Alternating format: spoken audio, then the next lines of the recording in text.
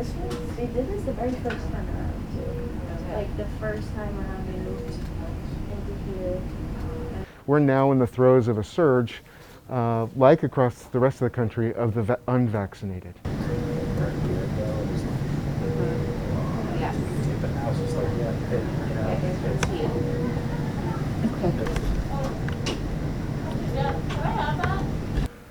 This has now been the largest influx of patients that we've ever taken care of. They've been the sickest of the patients we've ever taken care of. They've had the highest mortality throughout the pandemic, and it's been by far the hardest time to be doing what we're doing in the last 3 months. I'm Dr. Ed Merrens. I'm the Chief Clinical Officer for Dartmouth. I oversee the clinical operations for the system. I also take care of COVID patients. Do you? I do. The impact of the surge is that we can't do what we normally do. We've restricted and almost eliminated entirely elective procedures because we don't have the beds. The beds are full in critical care and other areas of patients with COVID. You know, the typical surgical admission could take maybe 3 days in the hospital. A very typical COVID admission could be 3 weeks. So patients stay a long time in the hospital. Patients stay so long in the hospital that at some point they stop testing positive for COVID but still need hospitalization. See you Thursday?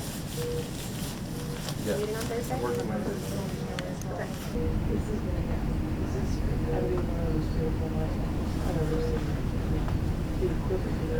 People sort of trust that the healthcare system is going to be there whenever they need it for a heart attack or a bleeding problem or an infection of some kind. And the truth is, we are so busy managing the volume of cases of COVID that we simply can't promise that we'll be able to be there for all those other illnesses. And I think people need to understand the impact that this is having.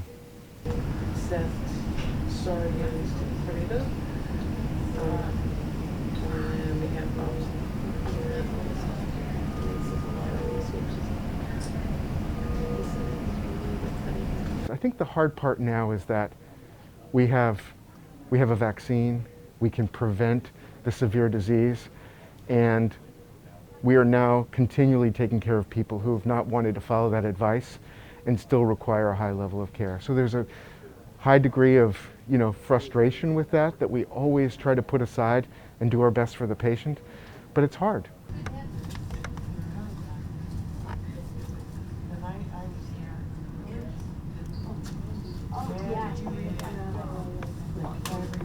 And it's a horrible feeling to do everything you can and work as hard as you possibly can and watch somebody die who never needed to be in the hospital in the first place.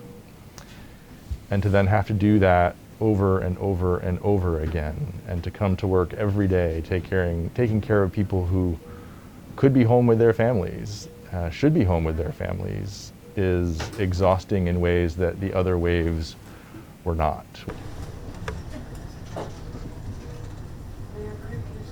It provides a physical challenge as well as an emotional toll that it's taken on us. We're really tired.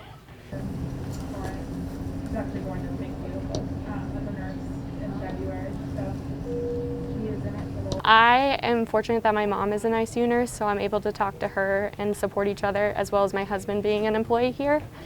I also am in therapy, and 2-3 East has been a great team working together, so we've been able to support each other throughout the last 2 years. I probably wouldn't be able to survive without them.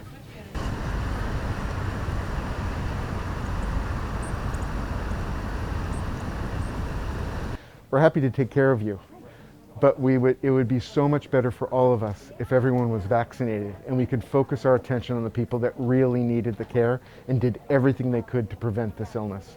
This will only get better when we're vaccinated and we all do the right thing.